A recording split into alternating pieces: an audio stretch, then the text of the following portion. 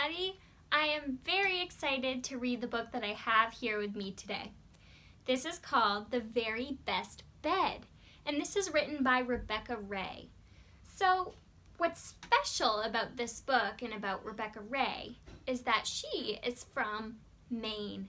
She lives in Blue Hill, Maine, and she's about 45 minutes away from your school.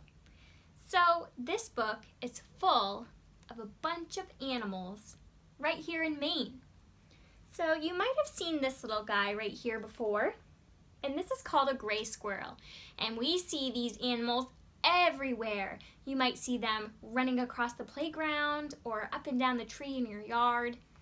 You'll never know where you're going to find them.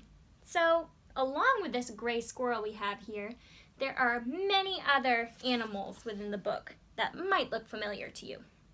We have animals like a bear.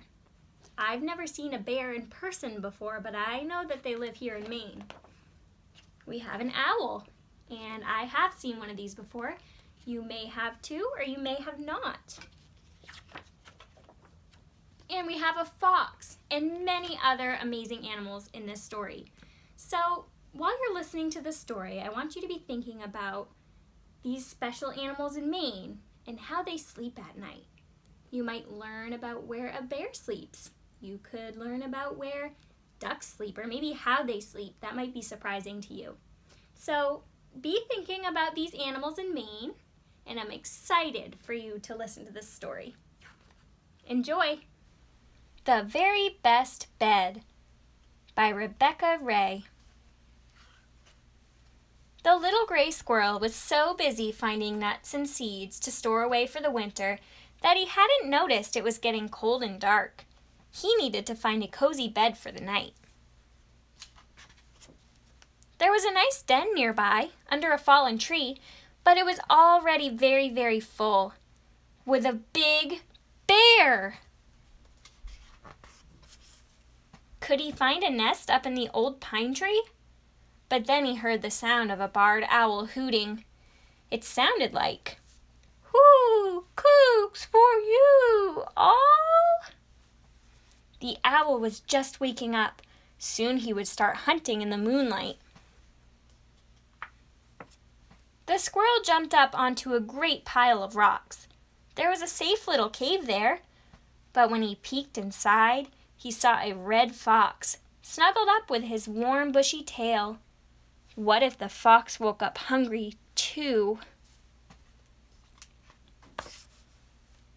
It might be safer up in the tall maple tree, so up he climbed. A family of bats was hanging upside down from the branches. The squirrel tried it, but it made his head ache. Ouch! With a big jump, the squirrel leaped to a nearby apple tree. Down below, he saw a trail of nibbled apples. They looked delicious. 2 deer rested there. It would be warm to snuggle between them, but they woke up and started to move away. Deer only sleep for a few hours at a time. He followed a cottontail rabbit, hopping towards a group of thick young spruce trees. It was heading for a small hollow in the grass lined with leaves. What a perfect place to sleep!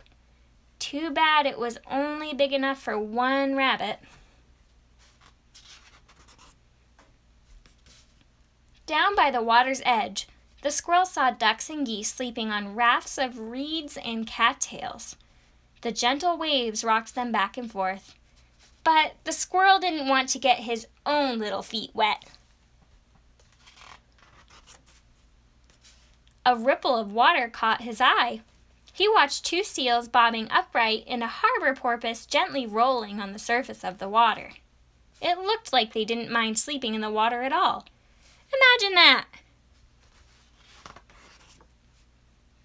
At the pond on his way back to the woods, the squirrel saw a big beaver slap his flat tail on the water and dive down into his lodge in the middle of the pond. But the squirrel certainly did not want to get his fluffy tail wet. A wet tail was just as bad as wet feet.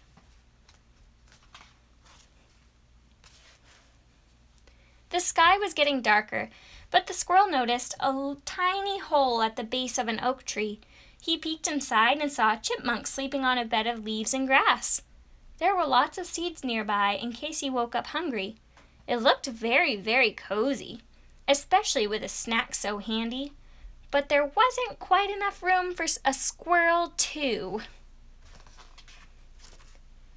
So the squirrel began to climb higher up the oak tree. He saw a mama raccoon resting on a branch next to a bigger hole in the tree. But when he looked inside, there was a nest full of raccoon babies. It didn't look like they would be going to sleep anytime soon.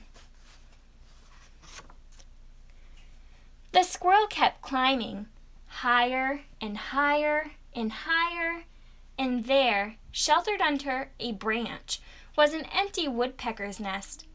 Quick as a flash, the squirrel scampered down the tree and gathered some grass and moss and leaves. Then he made the very best bed there ever was. He curled up under his fluffy tail and slept and slept and slept all night long. Do you think the squirrel had the very best bed of all?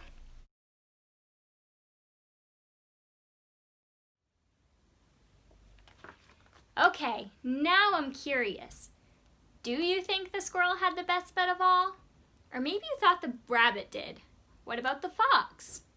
So I'd like you to take just a second to think about which animal was your favorite in this story and how did they sleep?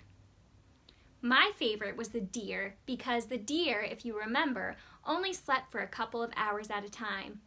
I sleep like that too. So that was my favorite, and I'm excited to hear about yours. Thank you again for being such great listeners, and I can't wait to see you next time. Bye-bye.